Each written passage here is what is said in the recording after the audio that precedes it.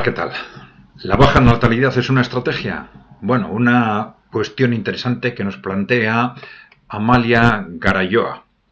A ver si la podemos ver. Podemos ver el comentario entero primero. Bien. Ajá. A ver así. Igual un poco más grande.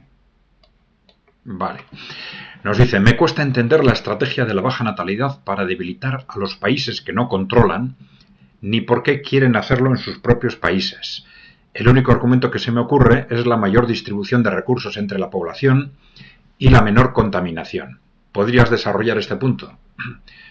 Bien, vamos a ver. Muy interesante, porque es una cuestión que de alguna forma ha condicionado el conjunto, ya, bueno, distintos posicionamientos durante la Guerra Fría, pero ha condicionado el conjunto de las corrientes posmocapitalistas, puestas en marcha a partir de la Guerra Fría ya de forma generalizada, ¿no?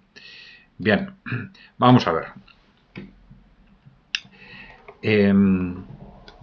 Podemos hablar de distintos momentos, ¿no? Pero vamos a centrarnos alrededor de la posguerra mundial. Después de la Segunda Guerra Mundial, tenemos un contexto en el que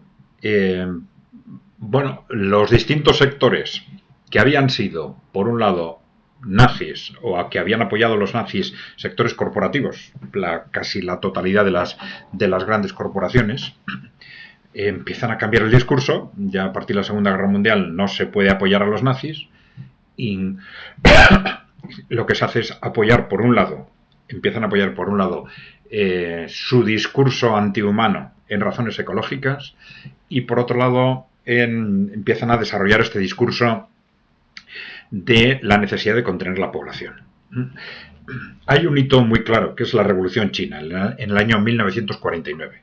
4 años después de terminar la Segunda Guerra Mundial, los comunistas se hacen con el poder en China y entonces, justo a partir de ese momento, distintas think tanks, distintas fundaciones, primero corporativas y luego ligadas a servicios de inteligencia, sobre todo en Gran Bretaña y en Estados Unidos, empiezan a desarrollar el argumento de que estos países que no controlamos tienen mucha población y crecen mucho. Empiezan a desarrollar ese discurso. Y luego, durante los años 50, se desarrolla y se extiende el discurso de que la población, el crecimiento de la población, es un peligro para el desarrollo.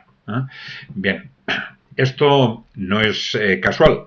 Un elemento fundamental en todo esto fue, ahí lo tenéis más o menos escondido, el Population Council, una organización creada ¿por quién? Por los Rockefeller.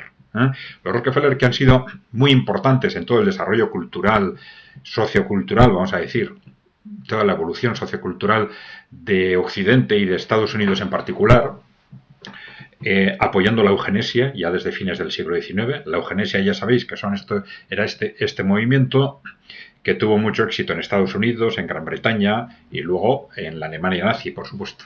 Estos movimientos que defendían que los mejores se tienen que reproducir más y los peores se tienen que reproducir menos.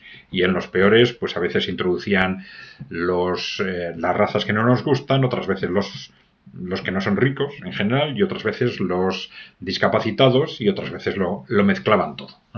Bueno, entonces líderes de la eugenesia y patrocinados por los Rockefeller, que habían apoyado la eugenesia y habían apoyado el nazismo, crean este Population Council, que tuvo un gran impacto en los años 50 a la hora de extender estas ideas entre las élites.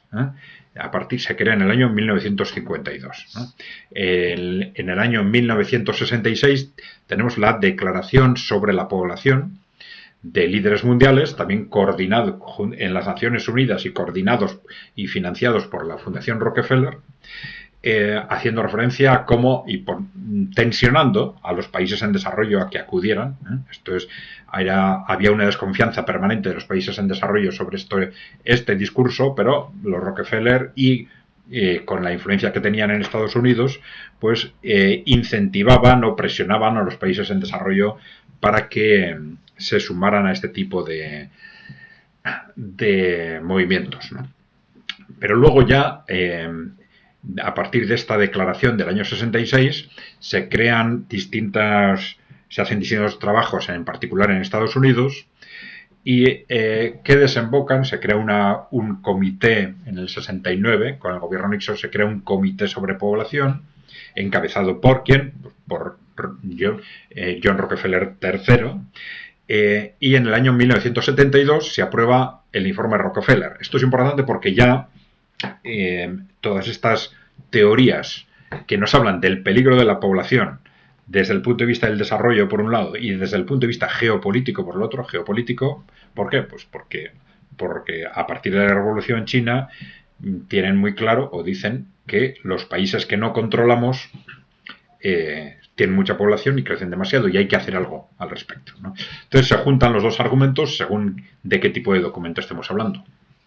Entonces, en el año 72 tenemos el informe Rockefeller, que es muy importante porque ya supone el paso de estas declaraciones al ámbito del gobierno de Estados Unidos, supone la asunción por el propio gobierno de Estados Unidos de estas ideas. Y en el año 1974, sobre todo el informe Kissinger. El informe Kissinger yo creo que probablemente es el más relevante, por eso permaneció oculto, fue un informe secreto que no se hizo público hasta el final de la Guerra Fría. Ya sabéis que al final de la Guerra Fría las grandes corporaciones dijeron, bueno, ya no tenemos enemigos, ahora podemos hacer lo que queramos. Entonces se hizo público porque ya se consideró que no era peligroso, ¿no? Bien, en el informe Kissinger el informe Kissinger se basa el informe Rockefeller del año 72 se basa en razones socioeconómicas para impulsar la contención de la población en el propio Estados Unidos, y el informe Kissinger sobre todo se centra en qué hacemos para reducir la población en el mundo en general, en el mundo que no controlamos, los países en desarrollo, en los países que no controlamos en general. Entonces, tanto en el informe Rockefeller como en el informe Kissinger se establecen una serie de estrategias que están muy relacionadas con todo lo que luego hemos considerado, pues bueno, una parte del posmocapitalismo a partir de los años 90 o digamos, el proceso de emancipación de la mujer. Es decir, una serie de medidas que se han considerado socialmente como avances sociales, ellos las introducen como instrumento para reducir la población. Ya veis y el informe Rockefeller clarísimamente lo dice, el informe Kissinger, como un instrumento para reducir la población, no para ayudar a esos países, sino, por eso se mantuvo secreto, claro, sino para hacer daño a esos países, para debilitar esos países, ¿no? Y luego, en el propio informe, y esto es algo extraño, ¿no? Porque efectivamente no me extraña que esto también te haya llamado la atención en particular, porque al final dicen, bueno, para que todos estos países acepten entrar en estas dinámicas de reducción de la natalidad, tenemos que hacerlo también en Europa y en Estados Unidos, porque si no, no lo van a aceptar. Lo cual es un argumento en sí mismo extraño. Pero, claro, la explicación que le han buscado esto los intérpretes es pues la lógica. Es decir, los que redactan este documento son antinatalistas para todos.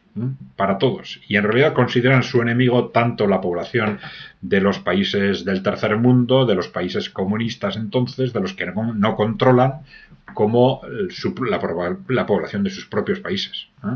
Y esto es algo que no nos debería extrañar, porque ya sabemos que el propio Kissinger era de la órbita de los Rockefeller, y los Rockefeller habían trabajado a favor impulsado la eugenesia desde los comienzos, habían sido de los grandes promotores de este movimiento, ¿no?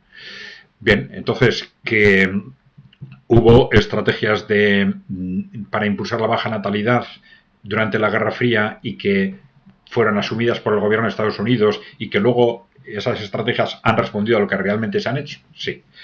Que los instrumentos que se planteaban entonces para hacer frente luego a estos objetivos realmente se han utilizado, pues evidentemente. Y se hablaba en concreto de las agencias de la ONU, que entonces Estados Unidos tenía una influencia muy directa sobre la ONU, ¿no? Se habla de las agencias de la ONU como un instrumento para impulsar la reducción de la natalidad. de las agencias del gobierno de Estados Unidos, como la USAID, etcétera, ¿no?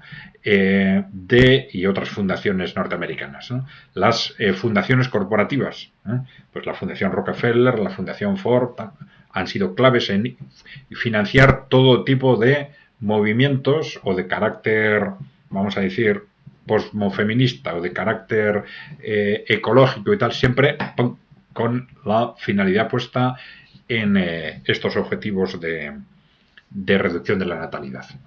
¿Qué más? Así, hemos dicho las fundaciones corporativas, las ONGs, las ONGs se mencionan, y las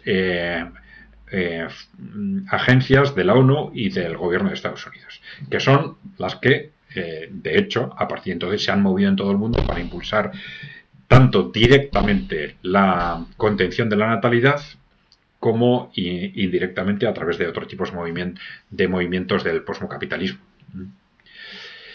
Bien, todo esto se puede profundizar y detallar muchísimo más, pero es algo que queda perfectamente claro durante el conjunto de la Guerra Fría.